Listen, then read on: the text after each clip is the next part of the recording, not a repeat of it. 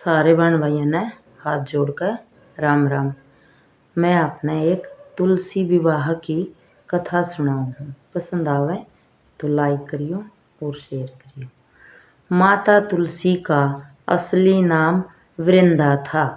उनका जन्म राक्षस कुल में हुआ था, लेकिन वो श्री हरि विष्णु की परम भगत थी। वृंदा जब बड़ी हुई तो उनका विवाह जालंधर नामक असुर से करा दिया गया।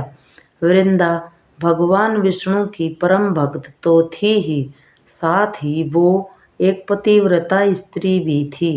उनकी भक्ति और पूजा के कारण पति जालंधर हमेशा अजय होता गया और उसके चलते उसे अपनी शक्ति पर अभिमान हो गया और उसने स्वर्ग पर आक्रमण कर देव कन्याओं को अपने अधिकार में ले लिया।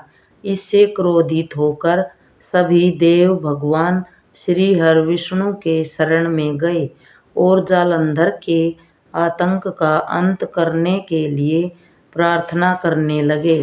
परंतु जालंधर का अंत करने के लिए सबसे पहले उसकी पत्नी वृंदा का अस्तित्व भंग करना जरूरी था और इसीलिए भगवान विष्णु ने वृंदा का पति धर्म भंग करने का निश्चय कर लिया और उन्होंने जालंधर का रूप धारण करके छल से वृंदा का स्पर्श कर लिया।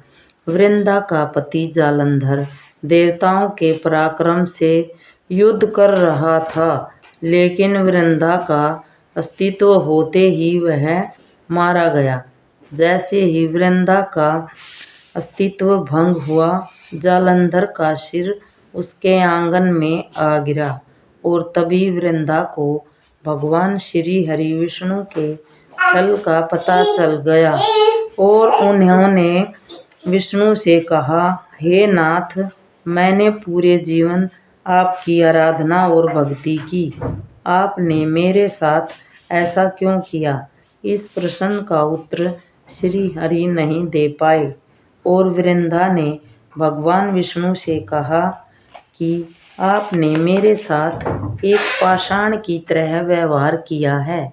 मैं आपको कभी माफ़ नहीं करूँगी और मैं आपको श्राप देती हूँ कि आप भी पाषाण बन जाएं। यह कहते ही भगवान श्री हरि पत्थर के समान हो गए और उन्होंने भगवान विष्णु को श्राप दिया कि जिस प्रकार तुमने मुझे पति वियोग दिया है, उसी प्रकार तुम्हारी पत्नी का भी छल पूर्वक हरण होगा और स्त्री वियोग सहने के लिए तुम्हें भी मृत्यु लोक में जन्म लेना होगा। भगवान विष्णु के पत्थर में बदलते ही सृष्टि का संतुलन बिगड़ने लगा। तब देवताओं ने वृंदा से याचना की कि वो अपना श्राप वापस ले लें। भगवान विष्णु भी वृंदा के साथ हुए छल से लज्जित थे और इसीलिए वृंदा ने भगवान विष्णु को क्षमा कर दिया और भगवान विष्णु के श्राप मुक्त होने के बाद वृंदा जालंधर के साथ सती हो गई।